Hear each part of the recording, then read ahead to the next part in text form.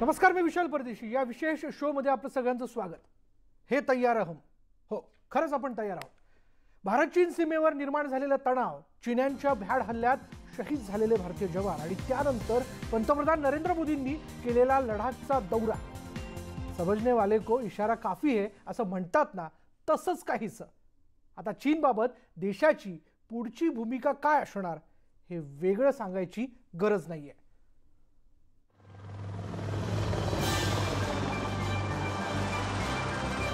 पंतप्रधान नरेंद्र मोदी शुक्रवारी अचानक लडाखच्या दौऱ्यावर गेले.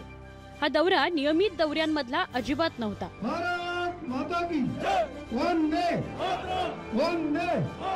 भारत आणि चीनच्या तणावाच्या पार्श्वभूमीवर संपूर्ण जगात या दौऱ्याची चर्चा सुरू झाली आहे. कोई नहीं कर सकता है. आपका साहस उस ऊंचाई से भी ऊंचा है जहां आप तैनात है. पंतप्रधान नरेंद्र मोदींचा लडाख दौरा हा चीनला इशारा देणारा तर आहेच, मात्र भारतासाठीही अनेक कारणांनी महत्त्वपूर्ण आहे. पंतप्रधान नरेंद्र मोदींचा लडाख दौरा किती महत्त्वाचा? नेमकी लडाख सीमेवर परिस्थिती काय आहे? चीनला इशारा देण्यासाठी हा दौरा महत्त्वपूर्ण आहे. प्रत्यक्ष आढावा घेऊन निर्णय घेणं शक्य होणार आहे. लष्कराच्या आत्मविश्वासात भर पाडणारा हा दौरा आहे. सरकार लष्कराच्या पाठीशी असल्याचा विश्वास यामुळे निर्माण होणार आहे. थेट लष्करी अधिकारी आणि सैन्याशी चर्चा करणं गरजेचं होतं. सीमेवर लढणाऱ्या सैनिकांचं मनोधैर्य वाढवण्यात मदत होणार आहे. पंतप्रधान नरेंद्र मोदी यांचा हा दौरा मुत्सद्देगिरीचा एक भाग आहे. सरकारकडून वारंवार चीनला संदेश दिला जातोय की आम्ही सज्ज आहोत. या तणावाच्या परिस्थितीत जेव्हा पंतप्रधान स्वतः तणावग्रस्त भागाचा दौरा करतात, तेव्हा हे तयार हम हेच अधोरेखित होत आहे. भारत माता की, भारत माता की. Bureau report, news 18 Lokmat.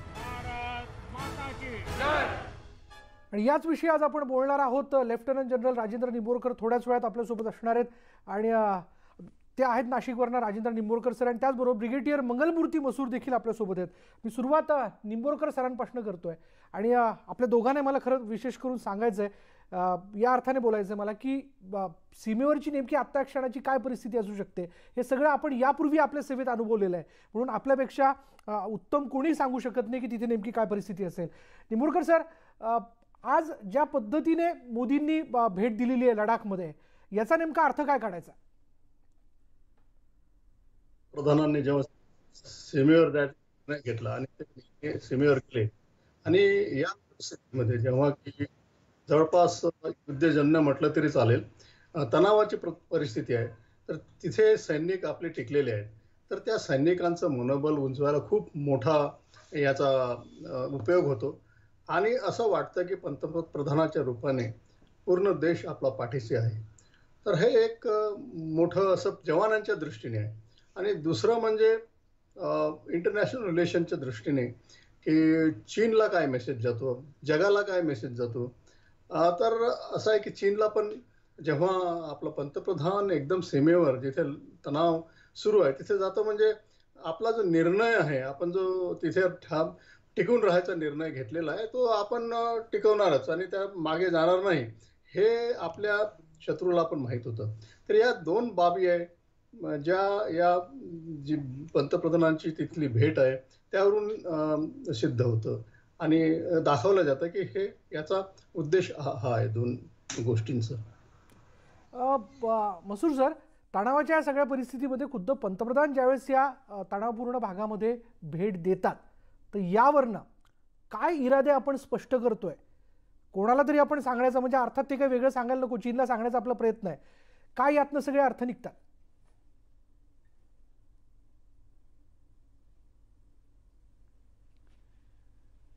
Jain, ये सवाल आपने मेरे से पूछा है क्या?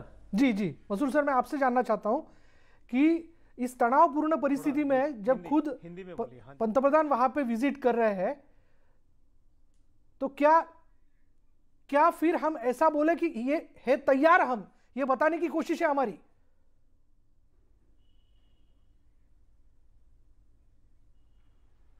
देखिए, आज हमारे प्रधानमंत्री जी वहाँ पहुँचे हैं फॉरवर्ड एरियाज़ में, और वो हमारे ट्रूप्स जो वहाँ पे रह के डट के सामना कर रहे हैं उनका हौसला अफजाई करने गए हैं, और एक तरह से अपने एडवर्सरीज़ को ये बताने की कोशिश कर रहे हैं कि हम हर तरह से तैयार हैं उनके किसी भी वार का विपरीत जवाब देने के लिए। जी, निंबूरकर सर, गेल्या 8 ते 10 दिवसामध्ये आपण पाहिलं की लष्कर प्रमुख देखील वारंवार तिथे भेटी देत आहेत. म्हणजे एकूणच तयारीच्या अनुषंगाने किंवा एकूण ते सगळ्या परिस्थितीचा आढावा घेऊन घडामोडी घडताना दिसतात. म्हणजे लष्कराची एक लँग्वेज असते. नॉट लष्कराची सगळीकडेच आपली जगातली इंटरनॅशनल रिलेशनची लँग्वेज ही अशाच प्रकारची असते. जेव्हा तणाव असतो तेव्हा जे मुख्य अधिकारी असतात, मोठ्या हुद्द्यांचे अधिकारी, ते येऊन बघतात, परिस्थितीचा आढावा घेतात आणि एका प्रकारे असा मेसेज जातो की आम्ही काही असं कमकुवत नाही आहे आणि जे काही होत आहे त्याच्यासाठी आम्ही पण तयारी करत आहे.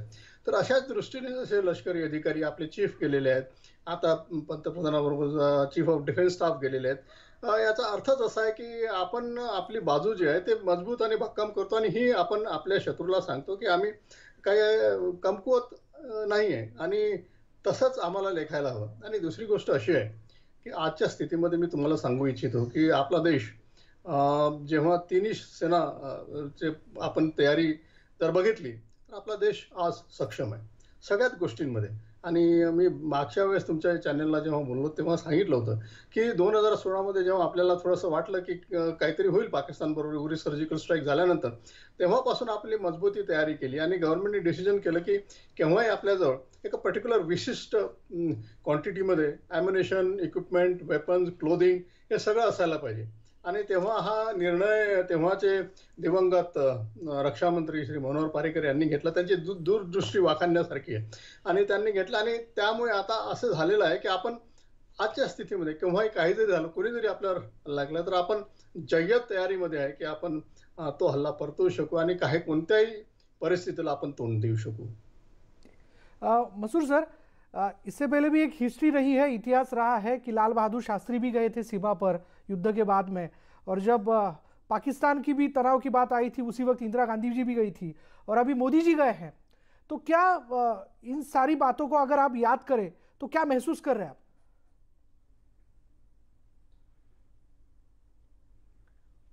नहीं, देखिए, ऐसा उस समय की बात कुछ अलग थी, इस समय की बात कुछ अलग है. अब हमारे प्रधानमंत्री, हमारे सीडीएस, हमारे चीफ गए हैं वहाँ पे, ट्रूप से मिले हैं, और ये नीमू ऐसी जगह है जहाँ पे इंडस नदी और ज़ंस्कार नदी का संगम है, और यहाँ पे हमारे सारे अधिकारी आके मिले हैं. और ये एक जो प्रेजेंट सिचुएशन है हमारी लेह लद्दाख में, चाइनीज़ साइड में और कारगिल की तरफ पाकिस्तान की साइड में, उसका ब्यौरा लेने गए हैं. और साथ ही साथ हमारे जो ट्रूप्स हैं आर्मी और एयरफोर्स के, जो कंधा से कंधा मिला के वहाँ डटे हुए हैं दुश्मन का मुकाबला करने, उनकी हौसला अफजाई करने पहुँचे हैं. और ये हर एक लड़ाई में एक नॉर्मल सी बात है. हमारे प्रधानमंत्री जी ने ये संदेश दिया है कि चाहे वो ज़मीन में, हवा में या डिप्लोमेटिक चैनल में, हम हर तरह से तैयार हैं चायना को टेक ऑन करने के लिए. निंबूरकर सर, या सगळ्याच्यामध्ये जर आपण पाहिलं तर सीमेपलीकडच्याही घडामोडी वेगाने घडताना दिसत आहेत. अशी माहिती मिळते की चीनने देखील मोठ्या प्रमाणात तिथे दारुगोळा साठा असेल किंवा शस्त्रास्त्रांची सगळी जमवजमव त्यांनी केलेली आहे. या सगळ्या परिस्थितीमध्ये अशा पद्धतीने ही भूमिका घेऊन त्यांना देखील उत्तर जाणं अपेक्षित होतंच. जेव्हा दोन्ही देशाच्या सेना जवळजवळ येतात किंवा आमने सामने येतात, काहीतरी घटना घडलेली असते, तेव्हा जाहीर असतं की दोघे तयारी करणारच आहेत. तर त्यांची सेना तयारी करतच असेल, आपणही तयारी करतच आहोत. आणि असं आहे की आता सध्या आपल्याला आपली तयारी करायला भरपूर वेळ मिळाला. असं काही प्रॉब्लेम. आणि जसं मी सांगितलं, आपण आतापर्यंत सगळ्याच गोष्टीमध्ये सिद्ध आहेत. तर त्यामुळे फक्त रसद दारू हे सगळ्या गोष्टी आपल्याला पोहोचवायची. आणि आता 2 ॲक्सिस आपल्याकडे आहेत. एक लेहमधूनच आपल्या उपसी मनालीवरून आहे, एक जोजिलावरून आहे. या दोन्ही ॲक्सिस आपल्या आता जवळपास उघडल्यासारख्याच आहे. आणि त्यामुळे कोणती गोष्ट आपण तिथे पोहोचवायला सक्षम आहोत. परत याच गोष्टीबरोबर आपल्या जवळजवळ पुढे एकदम जसं दौलत गोल्डी सगळ्यांना माहिती आहे, ती आपली एअर स्ट्रीप आहे. अजून एक दुसरी ठिकाण आहे जसं मी सांगू शकत, तिथे पण आपली एअर स्ट्रीप आहे. तर अशा असल्यामुळे आपली तयारी मी म्हणतो जय्यत आहे. तर अशा गोष्टींमध्ये दोन्ही ते पण तयारी करत असेल, आपणही करत असू. पण जेव्हा आपण तर मग बघायला पाहिजे कोणाची तयारी बरोबर आहे. तर दोघांचं तुल्यबळ असलं तर मग पारडं कोणाचं जड असतंय. आणि जसं मी म्हणतो की युद्ध ही हा शेवटचा उपाय असतो. म्हणजे हे एक इन्स्ट्रुमेंट आहे आपल्या देशाकडे की या आर्म फोर्सेस सशस्त्र सेनांना वापरायचं का, वापरायचं असलं तर शेवटी असतं. मग त्याच्या आधी पण बऱ्याचशा गोष्टी असतात, आपण करू शकतो. बरेचसे आपण म्हणतो की इंटरनॅशनल रिलेशन्स आहे, डिप्लोमसी आहे, आपल्या बाकीच्या लोकांबरोबर इकॉनॉमिक जे आपला जो हथियार आहे ते आपण वापरू शकतो. ह्या सगळ्या गोष्टी जेव्हा फेल झाल्या त्याच्यानंतरच आपण अशा युद्ध शेवटच्या जी भूमिका असते, शेवटचं शस्त्र असतं जसं म्हटलं, किंवा आपण म्हटलं ब्रह्मास्त्र म्हटलं तर ते आपण वापरू शकतो. तर तोपर्यंत सगळे जे आपले पर्याय आहेत ते बघायला पाहिजे. आणि ते करायचं असलं तरी आपल्याला युद्धासाठी तयारी ठेवावीच लागेल. निंबूरकर सर, आत्ताच एक अपडेट असं येत आहे की चीनच्या परराष्ट्र खात्याच्या वतीने प्रवक्त्यांनी एक या भेटीबद्दलचं आपलं मत व्यक्त केलं आहे. तिने असं म्हटलं की भारत आणि चीन यांच्यामध्ये संवाद सुरू आहे. लष्करी तसंच राजकीय चर्चेच्या माध्यमातून या भागातील तणाव कमी करण्याचे प्रयत्न सुरू आहेत.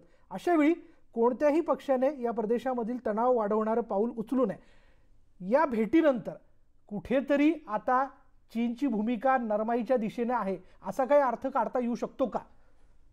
आपण असा अर्थ काढायला, आपण नेहमी ऑप्टिमिस्टिक राहायला पाहिजे की संवाद जो आहे दोघांमध्ये तो सुरूच आहे आणि तो चांगल्या रीतीने संपन्न होईल. आणि त्यामध्ये दोघांनाही असं कोणाला हार आणि कोणाला जीत असं होणार नाही. तर जेव्हा असं याचा तोडगा निघेल तर तो मला वाटतं की आता सध्याच्या स्थितीत संवादानेच आहेत.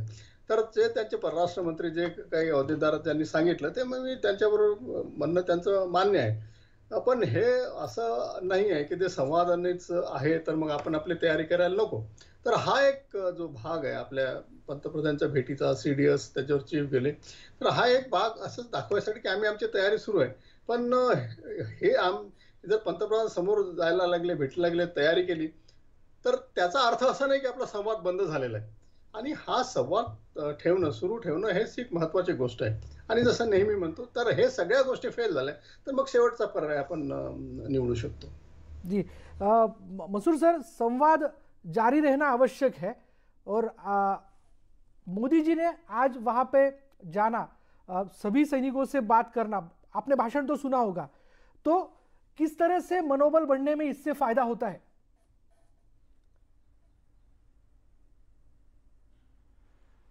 देखिए, देश की उच्चतम लीडरशिप अगर ग्राउंड पे पहुंचे, दिल्ली से ही बात करने से, संवाद करने से, उनसे ग्राउंड पे पहुंचे, एक्चुअल ग्राउंड जीरो में, इससे जो सैनिकों का जो एक्चुअल वहाँ पे लड़ाई कर रहे हैं उसका मनोबल बहुत बढ़ जाता है, एकदम आसमान में पहुंच जाता है कि हमारे लीडर्स हमारे सम्मुख आके हमारी हौसला अफजाई कर रहे हैं। इसी के साथ ही देखिए आप, अभी रशिया से हमारे कितने अच्छे एकदम आसमान तक जो हमारे रिलेशंस इम्प्रूव हुए हैं। उन्होंने हमें S-400 जो एंटी मिसाइल सिस्टम दिया है, एंटी एयरक्राफ्ट सिस्टम दिया है, जो कि वर्ल्ड में अव्वल नंबर का है उन्होंने। और हमें अभी इंडिया भी हम लेटेस्ट MiG-29 और Su-30 नए एयरक्राफ्ट खरीद रहे हैं हम रशिया से। इन सारी चीज़ों का जो सोल्जर आगे लड़ रहा है उसमें बहुत ज़्यादा मनोबल बढ़ता है। जी निंबूरकर सर, आपण वेगवेगळ्या सीमांवरती स्वतः काम केलेलं आहे. खरं तर आपल्याकडनं मला जाणून घ्यायला आवडेल आणि आपल्या प्रेक्षकांसाठी देखील, त्यांना देखील कळायला हवं की कुठल्या मानसिकतेत आपला सैनिक आपल्या देशाचं रक्षण करण्याकरता म्हणून तिथे काम करत असतो. आणि अशावेळी जेव्हा जसं आता मसूर सरांनी सांगितलं की आपल्या देशाची एक हायकमांड तिथे येऊन त्यांना संबोधित करते, त्यांच्याशी संवाद साधते, तर त्यांना कशा प्रकारे त्यातनं त्यांना ऊर्जा मिळते? हे नक्कीच. जेव्हा सैनिक आपल्या सीमेवर लढत असतो किंवा तैनात असतो, तेव्हा त्याला आपली जबाबदारीची जाणीव असते आणि त्याला हे पण माहीत असतं की जर काही एकदम आपल्याला युद्ध करावं लागलं तर शेवटी आपल्याला सॅक्रिफाईस म्हणजे आपल्याला आपलं जीवन पण बलिदान करावं लागू शकतं. तर अशी मानसिकता त्यामध्ये असते.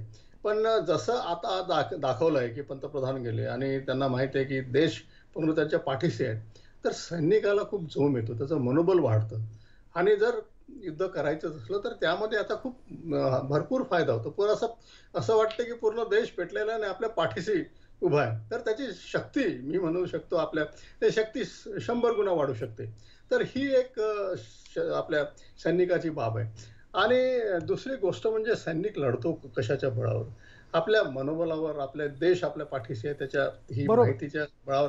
आणि सगळ्यात महत्वाची गोष्ट म्हणजे त्याच्यावर लढायला आहे काय, काहीतरी आहे की नाही. त्याच्या बंदूक आहे, त्याच्या दारुगोळा आहे, त्याचे कपडे आहेत, त्याचे ऑक्सिजन आहे, या सगळ्या गोष्टी आहे की नाही. आणि जर त्या संपायला लागल्या तर येतील की नाही. तर या गोष्टी आपल्या सैनिकाला सध्या माहित आहे की सगळे आपल्याला मिळतीलच. आणि एक खात्री पण आहे की जर संपली तर ते मागून येतच राहील. तर त्यामुळे आपली आजची भेट पंतप्रधानांची आणि आजची स्थिती आपली तयारीची, या दोन्ही गोष्टी जर धरल्या तर आपली बाजू भक्कम आहे. आणि या दोन्ही गोष्टींची मदत आपल्या सैन्याचं मनोबल वर करायला खूप जास्त प्रमाणात चांगली बाब आहे. त्यामुळे तो सैनिक एकदम खंबीररित्या आपल्या सीमेचं रक्षण करायला सक्षम आहे सध्या. आपण आणखीन बोलणार आहोत आजच्या या भेटीला घेऊन, पण वेळ झाली की ब्रेक घेऊयात. पहा फक्त न्यूज 18 लोकमत.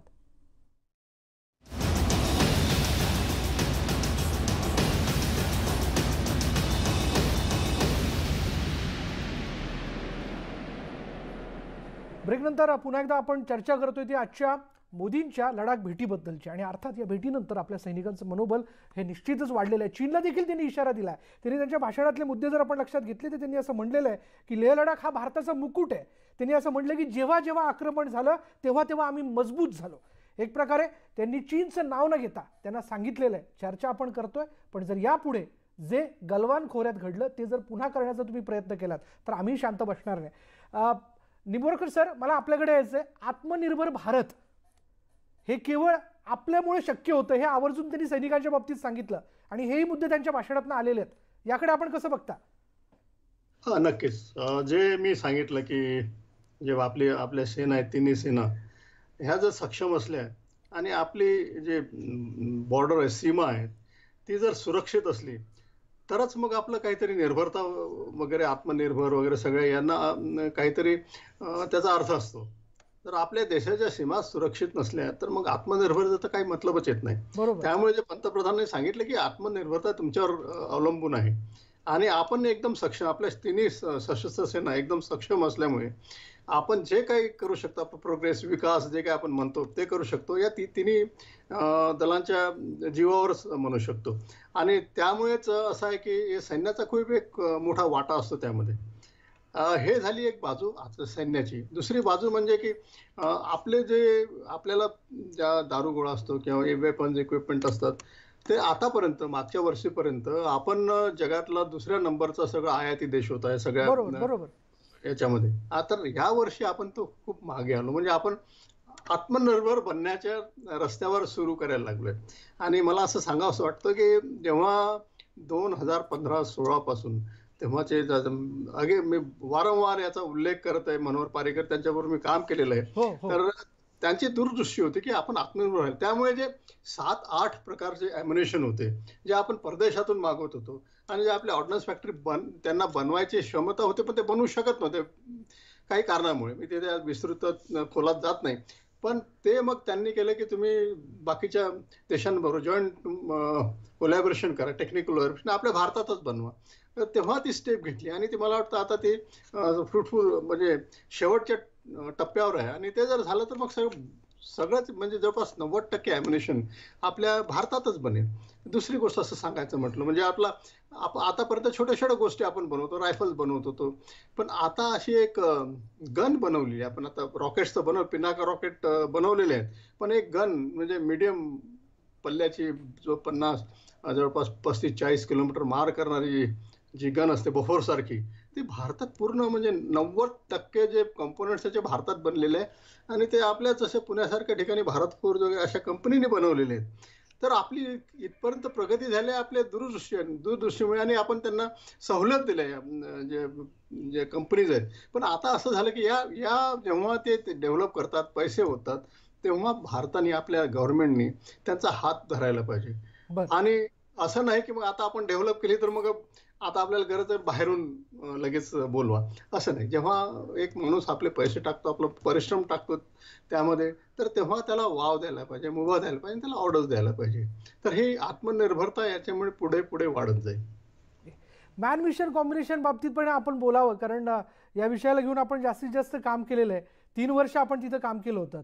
तर या भेटीचा देखील मॅन मिशन कॉम्बिनेशनवरती एक चांगला फरक पडू शकतो.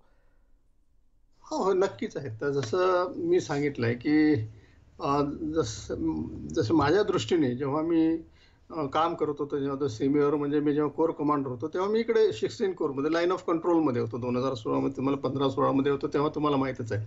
तर त्यामध्ये बऱ्याचशा गोष्टी झाल्या होत्या. त्याच्यानंतर मी जे होतो आर्मी हेडक्वार्टर्समध्ये, तेव्हा मी इंडियन आर्मीला हे सगळं ॲम्युनिशन, वेपन्स, इक्विपमेंट, क्लोथिंग हे ही पुरवायची जिम्मेदारी माझ्या हातात होती.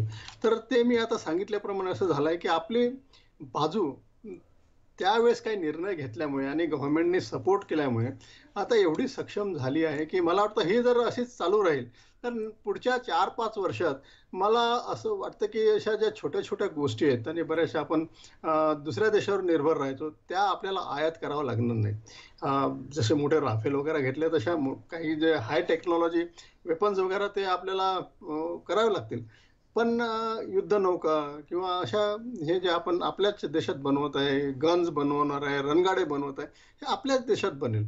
आणि त्यामुळे जवळपास आपला जो मुख्य भाग आहे, पैसे जे बाहेर जातात ते थांबेल. मी तुम्हाला सांगायचं म्हटलं म्हणजे आपल्याला जर 5 वर्षात जर असलं तर जवळपास 65-70 हजार कोटीचं ॲम्युनिशन आपल्याला परदेशात मागवावं लागतं, ओनली फक्त आर्मीसाठी. मी दुसऱ्या याचं दोन याचं घेतच नाही.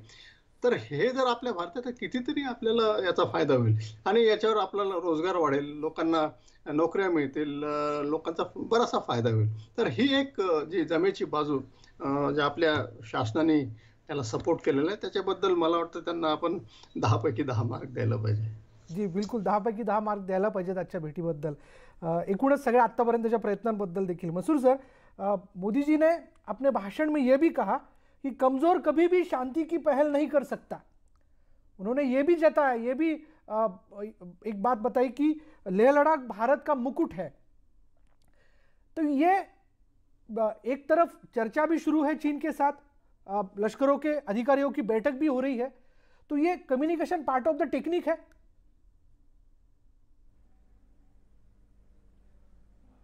हाँ, देखिए, बड़े तौर में इसे इंटरनेशनल अरीना में इसे गन बोट डिप्लोमेसी बोलते हैं.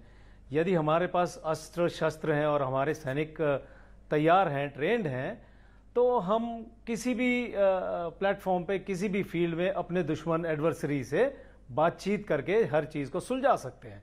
यदि हम कमज़ोर हैं तो एडवर्सरी हमारे पे हावी हो जाता है, मिलिट्री वाइज या आत्मनिर्भरता वाइज. देखिए, अभी हम पिछले ही 48 घंटों में हमने चाइना के 59 ऐप्स को ब्लॉक कर दिया. अभी चाइना तिलमिला रहा है क्योंकि उसकी इकोनॉमी इससे हिल गई है, और साथ ही साथ हम इसके टक्कर के ऐप्स हम डेवलप कर रहे हैं जिसको कि हम यूज़ करेंगे. दूसरी बात है, इंटरनेशनल अरीना में हम सारे देश हमारे साथ मिलके हमें मदद करने की दावा कर रहे हैं, हमें मदद करने की दावा कर रहे हैं. सो एक बहुत बड़ी हमारे लिए जीत है, पहले से ही जीत हो गई हमारी चाइना के ऊपर कि फ्रांस ने बोला है कि मिलिट्रीली हमें सपोर्ट करेंगे. यूएसए ने अपने यूएन सिक्योरिटी काउंसिल में यूएसए और जर्मनी ने मिलकर चाइना को रोका है कि गलत बोलने से कि इंडिया रिस्पॉन्सिबल था अपने कराची में टेररिस्ट अटैक के लिए. उन्होंने बोला ये गलत ब्यौरा आप विश्व में मत फैलाइए. देखिए, ये बहुत बड़ी हमारी जीत है इंटरनेशनली, इंटरनेशनल कम्युनिटी में. और साथ ही साथ हमारी ताकत देख लीजिए, जो मुकुट आप बोल रहे हैं, यहाँ पे हम हर तरह से तैयार हैं, सोल्जर वाइज, साजो सामान wise, air force, army, equipment wise हम पूरी तरह से तैयार हैं किसी भी तरह का चाइना का मिस एडवेंचर। अब जैसे कि प्रधानमंत्री जी आज गए हैं आगे नीमू में और उन्होंने जवानों को एड्रेस किया है उनकी हौसला अफजाई के लिए कि पूरा देश उनके साथ है, वो डटे रहें और अपना काम बखूबी निभाएं। निंबोरकर सर, यापूर्वीही सीमेवरती वेगवेगळ्या सीमांवरती अशा पद्धतीची परिस्थिती जी आहे ती तणावपूर्ण झाली होती। काही असे प्रसंग घडलेले आहेत ज्याला आपल्या जवानांनी फार शौर्याने तोंड दिलं, काही जवान शहीद पण झाले। पण एकूण आता या सगळ्या घडामोडी घडत असताना आजच्या भेटीनंतर एकीकडे संवाद सुरू असताना आपण काय अंदाज लावताय? एक अंदाज तर लावता येऊ शकतो? ह्या कोणताही अंदाज बांधायचा म्हटलं म्हणजे त्याची पार्श्वभूमी आपल्याला बघायची असते, कशा पार्श्वभूमीत कोणत्या अशा ऍक्टिव्हिटीज झालेल्या आहेत। तर या जे इव्हेंट झालाय गलवानचा त्यामध्ये काय बाकी चीननी कशासाठी इव्हेंट केला? असं नाही की त्यांनी एकाच दिवसात आणि एकदम त्यांना वाटलं जाऊन आपण तिथे जाऊन गलवान खोऱ्यामध्ये जाऊन आपले तंबू काढले पाहिजे असं नसतं। त्याची प्रिपरेशन करावं लागते, त्याच्या मागे काहीतरी उद्देश असावा लागतो।